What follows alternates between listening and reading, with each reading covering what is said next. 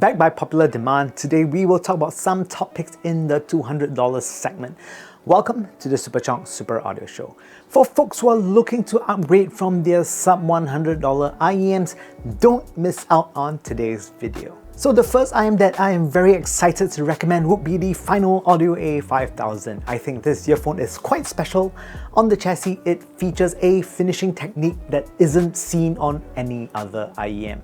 Final used the Shibo finish, which is pretty common in the realm of photography, as this is the sort of finishing that you see in popular mirrorless cameras such as the ones from Sony, Nikon or Canon. The chassis is slightly angular but also still fits excellently in my ears. Also in terms of comfort, the A5000 is excellent as it is really lightweight, and the cable that is paired with is also really comfortable as well.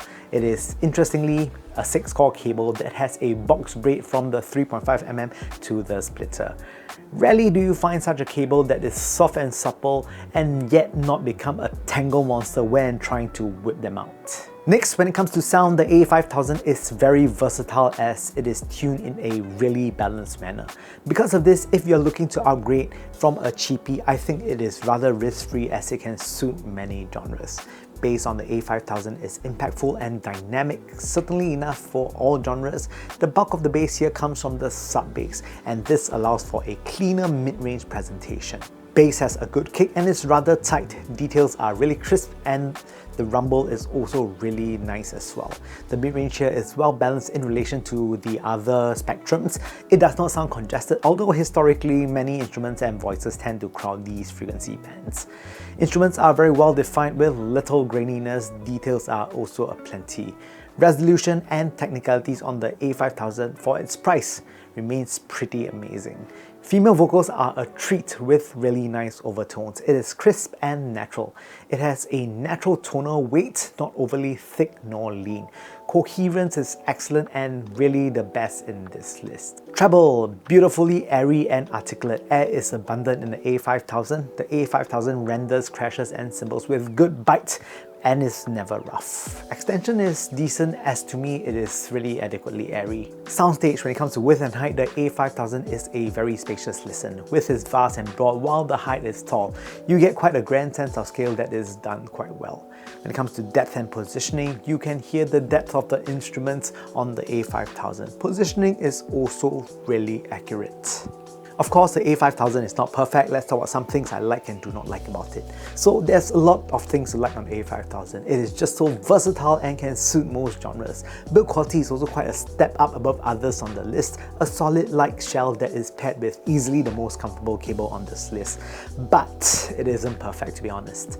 Although I find the A5000 to be natural sounding, there will be folks who feel that there isn't enough bass impact. So if you are a bass head, don't get these. These are really good as an all-rounder, but if you really like bass and just listen to bass all the time, this might not be enough for you.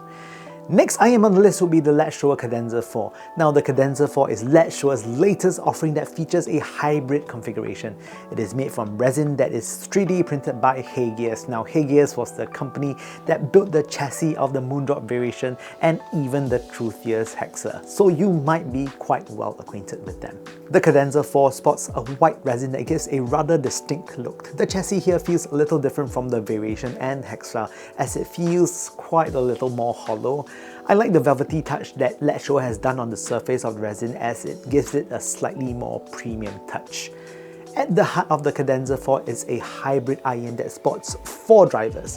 One beryllium-coated dynamic driver that is met with 1 sonium balance armature and 2 Knowles balance armature. The Cadenza 4 augments the current popular meta of which most IEMs are tuned to, which is a natural warm tuning. What LED Shower did was pretty smart, where they lowered the upper mid slightly, creating a different perception to the overall tone. Bass on the Cadenza 4 is certainly more sub-bass focused. This again creates a very clean overall sound without mid-bass mucking around the mid-range. I found bass extension to be good as well. Also, the resolution in bass region is very defined. On better master tracks such as Wheels of Fortune by Hans Zimmer from Pirates of the Caribbean, you get a realistic rendering of bass with beautiful reverb, which you can hear the texture very clearly. Mid-range, earlier I mentioned that the upper mids was slightly dampened compared to what is popular. This lends to a perception of meatier lower mids. Lower mids sound full with excellent clarity as you get virtually no bass bleed with the cadenza 4. As such, instrument layering is very easily deciphered. Male vocals sound a bit fuller compared to other offerings. Upper mids, because of the slight dampening, they are still really rather forward but with none of that shoutiness. When it comes to technicalities, the cadenza 4 fares very well on the whole with good resolution and cohesive transients. Treble extension is quite good, pretty smooth sounding as the usual suspects such as hi-hat and crashes are not gratingly rough and still have rather good detail. These are slightly airy as well, but perhaps not as much as I'd like, as there is a slight roll off on the upper end of the spectrum. When it comes to soundstage, width and height, it is pretty expensive in both spectrums, giving you a realistic rendering of music. Perhaps the stage of a decent size hall. Depth and positioning. Depth again is pretty good as it is aided by the lack of mid-bass bleed and good dynamics of bass. You can feel the depth of music. Some things I like and do not like. In terms of tuning, I like that the cadenza 4 is a more relaxed sounding IEM in a world where it is quite the norm to have an exciting upper mids. Although relaxed sounding, it still have good level of resolution. This is a breath of fresh air in a sea of similarities. Now, what I do not like about it, well, I do feel that the build quality of the cadenza 4, although adequate, can feel a little bit too light. Also, the friction-based interchangeable plugs which it comes with will wear out rather quickly as well. So don't change your 3.5 to 4.4s too often. Next up, the last one on the list would be Kiwi Ears Quintet. As its name suggests, the Quintet is a 5-driver representative from Kiwi Ears, and this is a quad-bridge IEM.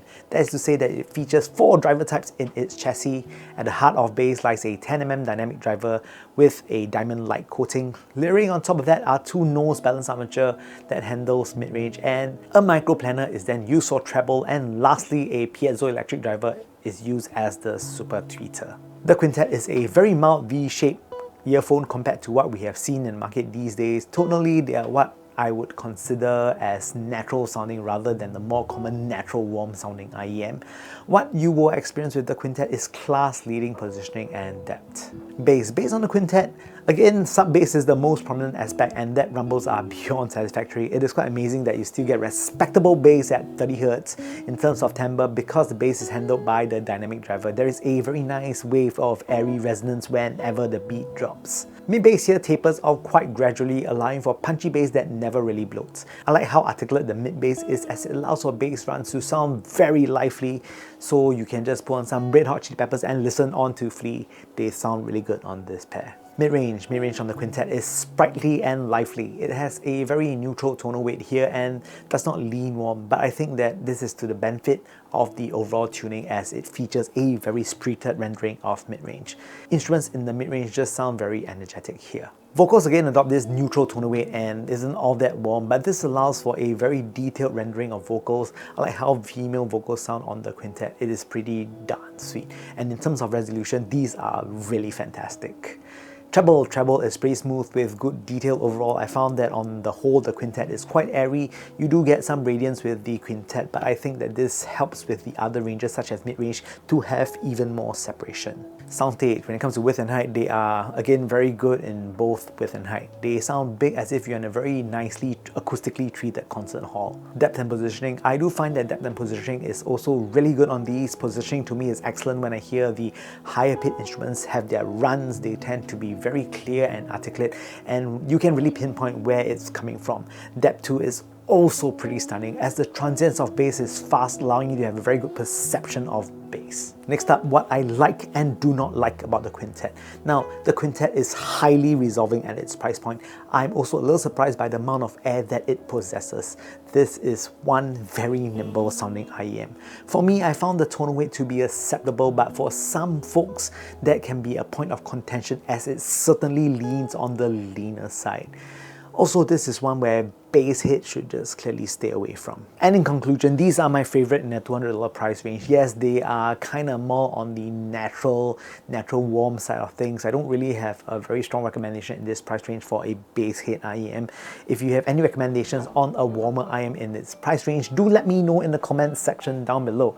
And with that said, thanks for watching the Superchunk Super Audio Show. I really appreciate it. If you like the content, please press the like and subscribe button somewhere down below. And if you've already done so, you are amazing. But if you have not, you can be fabulous as well by just liking and subscribing. With that said, I hope to see you guys very, very soon.